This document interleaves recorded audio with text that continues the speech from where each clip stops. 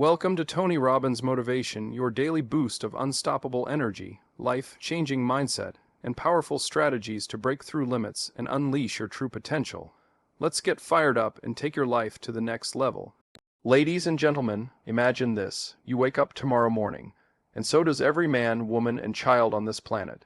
But something is different. Something has shifted, not just in your mind, but in the hearts of 8 billion people. Overnight, the world has changed. Not because of politics, not because of war or technology, but because every single human being has become a follower of Jesus Christ. Can you feel that? The weight of anger gone. The noise of division silent. The endless chase for status, approval, and significance surrendered in the presence of something greater. We're not talking about religion. We're talking about a radical awakening. A revolution of the heart. This is the kind of transformation that ignites movements, rebuilds nations, and heals generations. You see, this idea isn't about converting the world to a system. It's about activating the highest version of ourselves. What if every soul on earth tapped into a love that never fails, a grace that never quits, and a purpose that goes beyond survival? Tonight, we're not just asking what if, we're stepping into a powerful vision of what could be.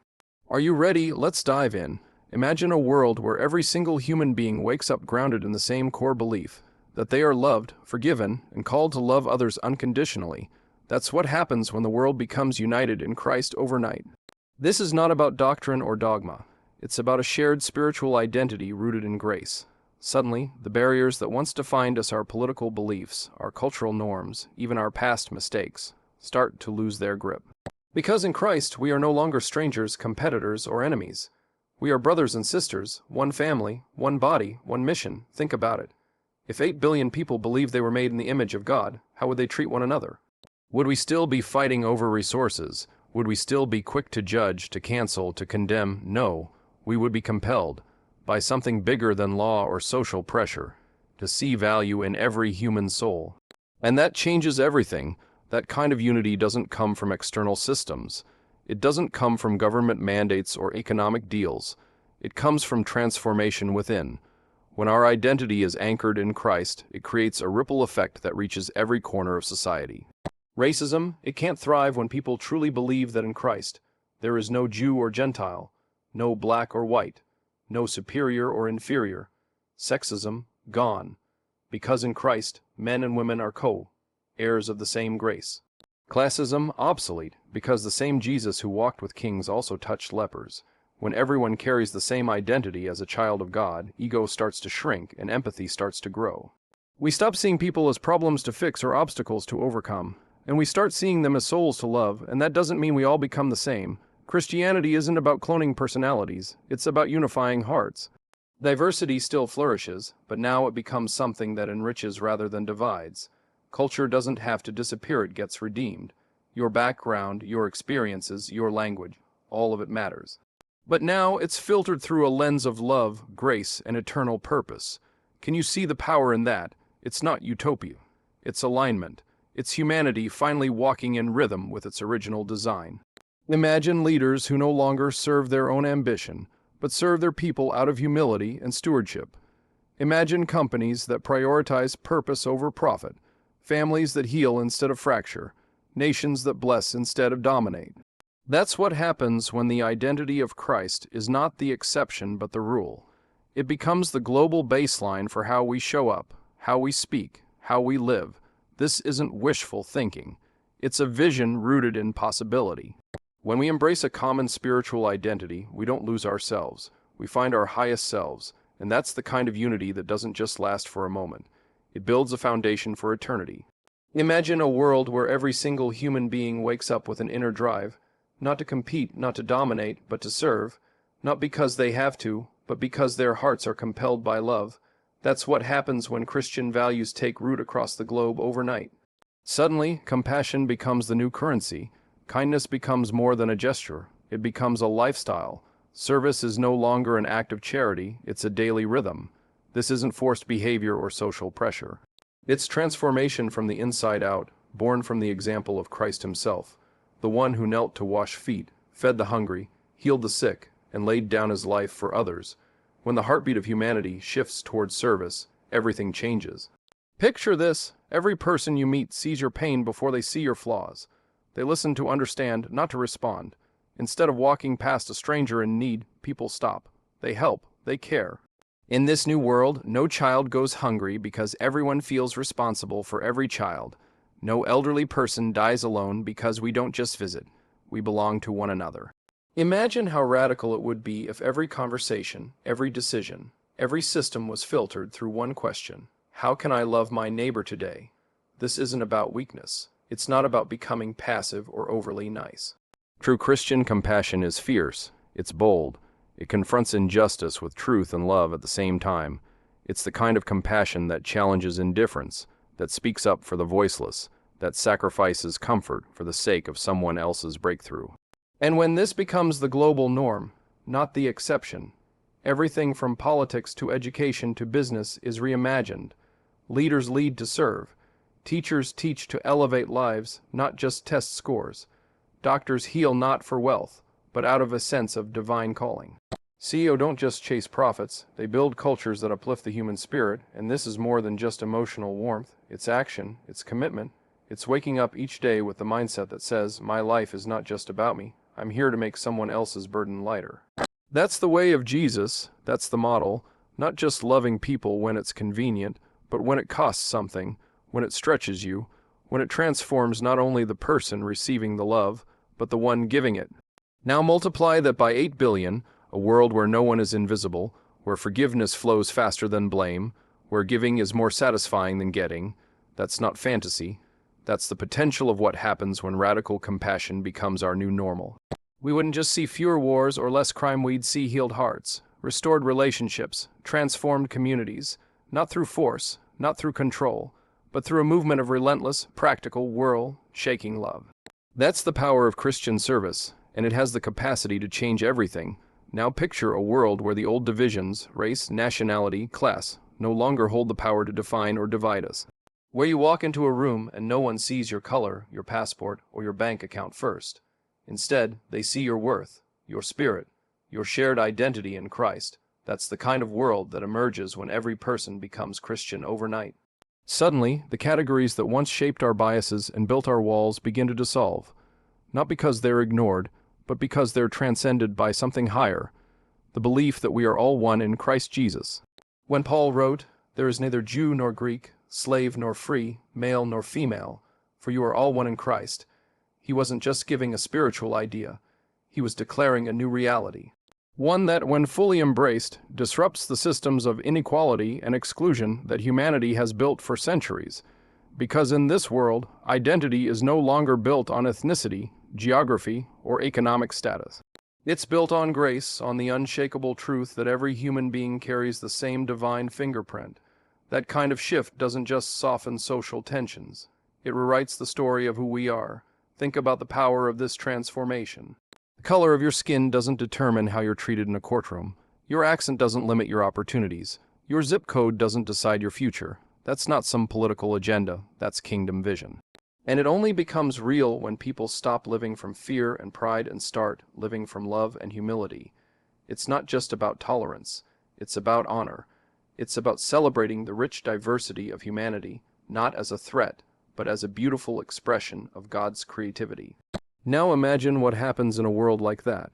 Nations stop posturing with pride and start partnering in purpose. Communities stop building fences and start building bridges. People stop saying, "You don't belong here," and start saying, "You're part of my story." Because when Christ is at the center, superiority has no oxygen, prejudice finds no home, arrogance can't survive. Instead, we're filled with empathy, curiosity, and the courage to sit across from someone who looks nothing like us and still see our own reflection. And it doesn't erase your heritage, it redeems it. You don't lose your cultural root. You gain a deeper understanding of their value within God's larger story. The point isn't sameness, it's unity. A unity so profound that the lines we once used to separate ourselves become threads that knit us together. This is more than social harmony. It's spiritual realignment. It's humanity waking up to the truth that what divides us is small compared to what unites us. That when Christ becomes the foundation, the labels fade, the fear shrinks, and the love expands. That's the power of this shift. And it's not a dream, it's a blueprint for a new way to live, love, and lead together.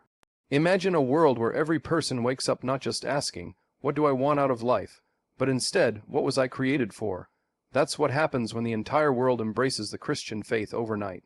Suddenly, the drifting, the anxiety, the confusion about purpose is replaced with a deep, unwavering sense of direction. This isn't about religion giving people rules. It's about every human tapping into a divine calling that gives life meaning, clarity, and passion. Purpose is no longer an exclusive privilege of a few. It becomes the shared inheritance of all. When people understand that their lives are part of a bigger story, they stop living in survival mode. They stop numbing themselves with distractions or running from emptiness. Instead, they start showing up with intention. They start asking, how can I use my time, my talents, my resources to make a difference? Purpose becomes personal. It becomes sacred. And when 8 billion people live with that level of clarity, the trajectory of human history shifts. Think about the power of this. When everyone recognizes that their work matters, we stop seeing jobs as meaningless routines and start viewing them as platforms for impact. The janitor sweeping a floor becomes a steward of cleanliness and care. The barista becomes a daily source of warmth and human connection. The engineer becomes a builder of solutions for the greater good. No role is too small. No calling is insignificant. Because when your work is tied to God's purpose, everything you do carries eternal value. This kind of purpose also fuels resilience. People who know why they exist don't quit when life gets hard. They don't fall apart when circumstances change. They stand firm. They keep moving, because they're not living for approval or applause. They're living for something far greater. And when that kind of unshakable purpose becomes global, fear begins to lose its grip on humanity. Insecurity fades, jealousy dies, because people are no longer competing. They are fulfilling what only they were designed to do. And here's where it gets even more powerful. When everyone is aligned with God's purpose, we stop living isolated lives. We start moving in the same direction. Humanity becomes like a massive orchestra, each person playing their part, contributing to a symphony that is beautiful because it's unified. Nations stop working against each other. Generations stop blaming one another. The world finally starts building something that lasts. This isn't a fantasy. It's the result of billions of hearts catching fire with divine mission. And it's not about perfection. It's about direction. Every single person on earth waking up each day knowing they are seen, known, and sent. That kind of purpose creates movements. It heals broken systems. It inspires courage, generosity, and innovation. And it all begins when people stop living for themselves and start living for something eternal. That's what happens when we are united in purpose under the calling of Christ. The world doesn't just get better, it gets transformed. Now imagine waking up in a world where fear no longer dictates decisions, where guilt no longer chains the heart, and where anxiety isn't the background noise of every day. Instead, people rise from bed filled with peace that surpasses understanding, anchored in a love that doesn't shift with circumstances. That's what happens when the entire world experiences spiritual and emotional transformation through Christ. This is not about suppressing emotion or pretending problems don't exist. It's about being rooted in a truth so powerful that even in the face of chaos, the soul remains unshaken. When a person meets Jesus, something profound happens inside. It's not just a belief change, it's a heart transplant. The old mindsets of shame, bitterness, insecurity, and despair begin to break apart. Why? Because Christ doesn't just give forgiveness, He gives freedom. And when every person on earth receives that same internal healing, we're no longer a planet full of broken, reactive, defensive people. We become whole, grounded, awake. Imagine what happens when every heart is no longer defined by trauma or performance, but by the assurance of being unconditionally loved. Emotional transformation changes the way we relate to ourselves. Instead of harsh inner critics, we hear the voice of grace. Instead of striving to prove our worth, we live from a place of already being enough. Think of the pressure that would lift off entire generations. Think of the mental health crisis that would lose its power, not because we ignore pain, but because we face it with hope, because we now know we're not alone in it, and we're not defined by it, and it doesn't stop with the individual. When people are emotionally healed, they treat others differently. Parents raise children with gentleness instead of anger. Spouses love each other with forgiveness instead of scorekeeping. Friends are no longer bound by insecurity and competition, but by trust and honesty. The emotional atmosphere of entire communities begins to shift. Workplaces become places of encouragement instead of stress. Schools become environments of safety instead of fear. Streets become places of peace instead of tension. Why? Because emotional and spiritual health are contagious. And when fear is removed, courage rises. People begin to step into callings they once avoided. They speak truth with love. They serve with boldness. They forgive with strength. The prison of the past opens, and humanity begins to live free not recklessly, but redemptively. That kind of transformation doesn't come from self-help. It comes from surrender. From receiving a love so pure, so undeserved, that it melts away the layers of defense we've built over a lifetime. This is the kind of world Jesus came to make possible. A world where the human heart is no longer a battlefield of shame and fear, but a sanctuary of peace, purpose, and power. When 8 billion people are spiritually and emotionally reborn, the wars outside us begin to end. Because the war inside us already has. That's not just revival. That's revolution, and it changes everything. So, what if it really happened? What if every man, woman, and child on earth woke up tomorrow fully alive in Christ, united, compassionate, fearless, and on fire with purpose? What if love replaced hate, service replaced selfishness, and peace drowned out division? This isn't just a fantasy, it's a vision, and vision is the first step toward transformation. The question isn't, will the world ever become fully Christian overnight? The real question is, what if it started with you? Because movements don't begin with the masses. They begin with one heart awakened, one person choosing love over fear, one soul saying, yes, I will live like Christ, right here, right now. You have the power to ignite change, not because you're perfect, but because you're willing. So take that next step, forgive someone, serve someone, speak life, be bold in your faith, be the vision you want the world to wake up to. Because when you change, everything around you begins to change. And that is how revival begins. Let's not just ask what if, let's become the answer.